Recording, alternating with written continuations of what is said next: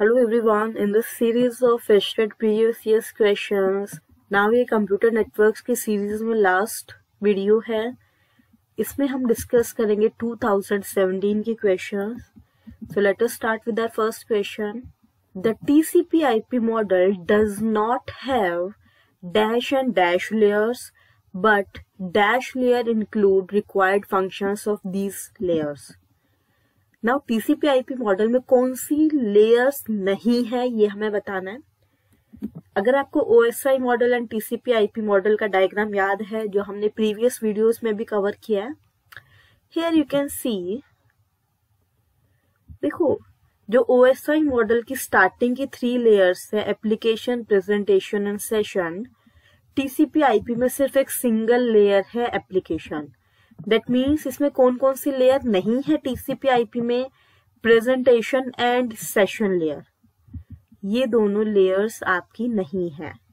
But in दोनों की functionality कौन कर रहा है? TCP/IP मॉडल की एप्लीकेशन लेयर।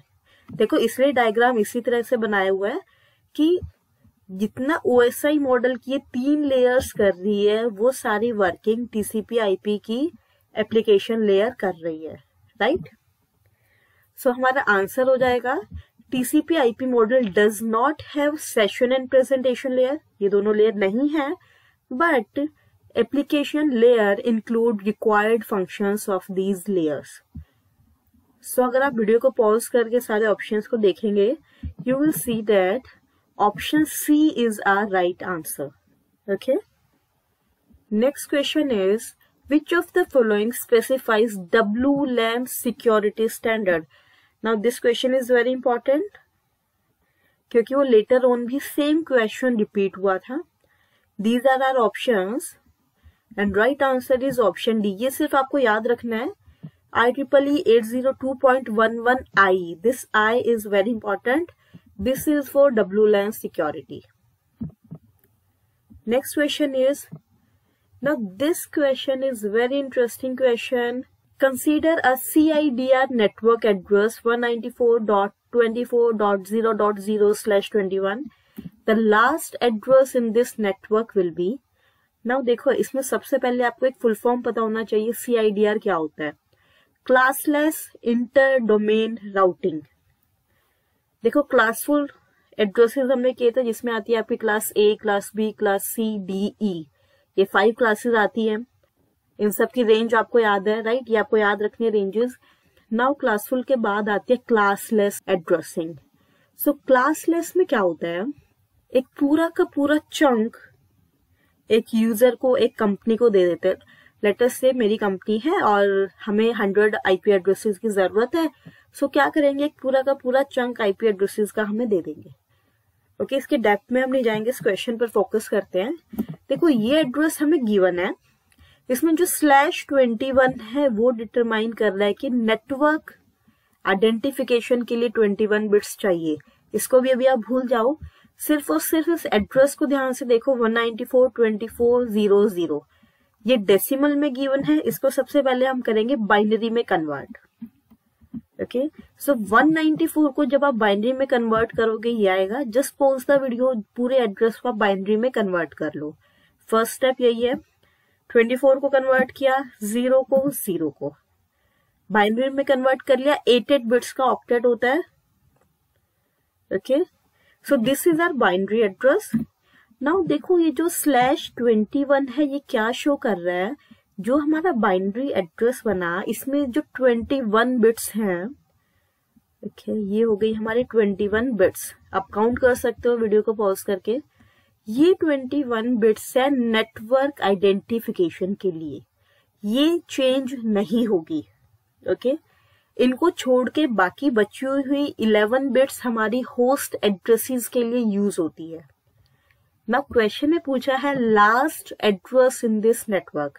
लास्ट एड्रेस का मतलब है हाईएस्ट एड्रेस क्या होगा। देखो मिनिमम जो लोएस्ट एड्रेस है वो तो हो गया आपका ये 0000 वाला, ठीक है।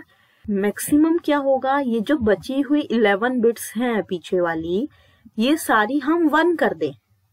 जब आप इन सारी को 1 कर दोगे वो आपका लास्ट एड्रेस बन जाएगा। करके देख लेते हैं। पहले तो हमने क्या किया, जो नेटवर्क बिट्स है हमारे 21 उनको एज इट इज ले लिया, उनमें कोई भी चेंज नहीं करना। नाउ बची हुई होस्ट बिट्स को हमने कर दिया 1 सबको 1 कर दिया। नाउ इस बाइनरी नंबर को सिर्फ और सिर्फ हमें डेसिमल में कन्वर्ट करना है। स्टार्ट करते हैं कन्वर्ट करना, शुरू का सेम है, हमने कोई चेंज नहीं किया, so it will be 194। Second octet में भी कुछ भी चेंज नहीं किया, अगेन 24। नाउ थर्ड ऑक्टेट में जो हमने डाला हुआ है, अगर आप इसको डेसिमल में कन्वर्ट करोगे इट विल बिकम 7। और लास्ट वाले ऑक्टेट में सारे 1 है, फुल है, हमें पता लास्ट हमारा होता है 255। So this will be your last address in this network. बहुत सिंपल है, स्लैश के बाद 21 बस ये बता रहा है कि ओके इतनी बिट्स हमारी नेटवर्क के लिए है, वो आपको चेंज नहीं करनी। I hope this is clear. अगर हम सारे ऑप्शंस को चेक करें सो ये मैच हो रहा है आपके फर्स्ट ऑप्शन के साथ। So right answer for this question will be option A. अच्छा क्वेश्चन है, इंपॉर्टेंट क्वेश्चन है। Next question is, now again एक न्यूमेरिकल बेस्ड क्वेश्चन है। ये क्वेश्चन है सिक्योरिटी पर, RSA एल्गोरिथम। क्या question is, let P equals to 17, Q equals to 11 is taken in RSA algorithm. What are the possible values of E? E जो होती है हमारी पब्लिक की, N and D, D होती है हमारी प्राइवेट के respectively. Okay, P and Q given है, E and D की वैल्यूज हमें फाइंड आउट करनी है। ओके, सो सबसे पहले हमारा N के लिए डायरेक्ट फॉर्मूला है N equals to P into Q। This is our formula. P की वैल्यू पुट कर देते हैं 17, Q की वैल्यू पुट कर देते हैं 11। ये फॉर्मूला आपको याद रखना है N के लिए। सो 17 into 11 it will be 187। Now जो E एंड D के बीच में जो N है उसकी वैल्यू हमें मिल गई 187। नाउ सारे ऑप्शंस को अगर हम चेक करें तो 187 बीच में सिर्फ 2 ऑप्शंस में है, option A and C। So basically आप option B and option D को रिमूव कर दो। N मिल गया। नेक्स्ट एक होता है इसमें टॉयलेट फंक्शन फाई।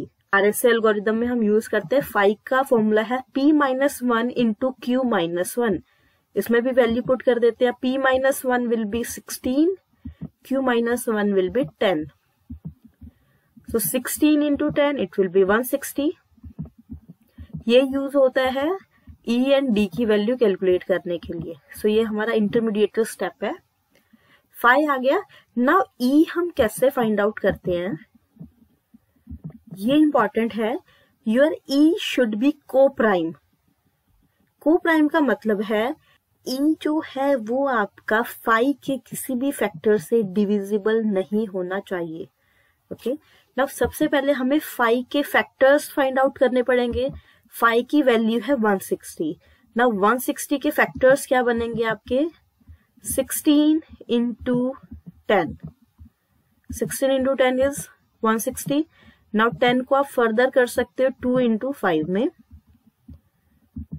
16 क्या होता है आपका 2 रेज़ टू द पावर 4।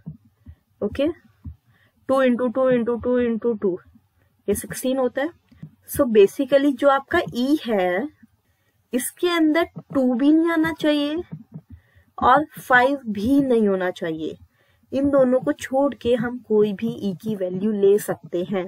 इसमें हमें खुद ही चूज करनी होती है E की वैल्यू। नाउ अगर आप ऑप्शंस को चेक करो, ऑप्शन ए में दिया हुआ है 5 E की वैल्यू। नाउ अभी हमने किया E की वैल्यू 5 नहीं हो सकती, तो ऑप्शन ए भी आपका एलिमिनेट हो जाएगा। And now you are left with only one option, that is option C. So right answer for this question will be option C, where value of E will be 7. Now let us say, हम assume कर लेते हैं कि okay, मान लो option A में भी E की value 7 थी। ओके, सो इसमें हमें D की वैल्यू कैसे फाइंड आउट करेंगे, ये सिर्फ मैं आपकी नॉलेज के लिए बता रही हूँ D कैसे कैलकुलेट करते हैं। अदरवाइज ये क्वेश्चन आपका यही कंप्लीट हो गया एलिमिनेशन यूज करके। Your right answer is option C. Now D के लिए आपका फॉर्मूला है D equals to 1 plus K into 5 divide by E। Now देखो इसमें वैल्यूज पुट करते हैं, फिर मैं आपको बताती हूँ कैसे यूज करेंगे। 1 प्लस K, फाई की वैल्यू है आपकी 160, सो k into 160 divide by e। अब e की वैल्यू क्या है 7, अभी हमने कंप्यूट किया, e आपका हो सकता है 7 ना। इसमें आप k की एक मिनिमम वैल्यू ऐसी रखोगे जिससे ये पूरी इक्वेशन पूरी डिवाइड हो जाए और एक इंटीजर में हमें वैल्यू मिले, डेसिमल में ना मिले, एक मिनिमम वैल्यू रखेंगे हम। सो मिनिमम 1 से शुरू करते हैं। मान लो हमने k की वैल्यू रख दी 1, अगर आप k की वैल्यू 1 रख रहे हो तो आपका बन जाएगा 1 प्लस 160 दैट इज 161। अब हम चेक करेंगे क्या 161 7 से डिवाइड हो रहा है। अगर आप इसको करके देखोगे तो ये आपका पूरा डिवाइड होता है and you will get 23। So your value of d will be 23 और वही आपको ऑप्शन सी में गिवन है। Here you can see option C में d की वैल्यू 23 ही गिवन है। मान लो अगर ये पूरा डिवाइड नहीं होता तो हम k की वैल्यू 2 रख के देखते, फिर 3 रख के देखते, ऐसे आप k की वैल्यूज रख के देखोगे और कब तक रखोगे, जब तक आपको पूरा डिविजिबल नहीं मिल जाता। So in this question your value of e will be 7, n की वैल्यू 187, d की वैल्यू 23। आई होप आपको e एंड d की वैल्यू फाइंड आउट करना आ गया है, इंपॉर्टेंट है ये। सो ये था आरएसए एल्गोरिथम पर question. And our last question is in context of computer networks, which of the following is not an error correcting code? Options are binary convolution codes, low density parity check codes, Reed-Solomon codes, none of these. Now ये सारी आपकी error correcting code है। Okay, so इनमें से कोई भी ऐसा option नहीं है जो error correcting code नहीं है। So right answer will be option D, none of these. So that was our last question from Computer Networks 2017. I hope you learned something from this video. इसमें दो बहुत अच्छे questions थे, एक CIDR वाला और दूसरा RSA algorithm वाला। And if any time, keep learning, stay safe and thank you all for watching this.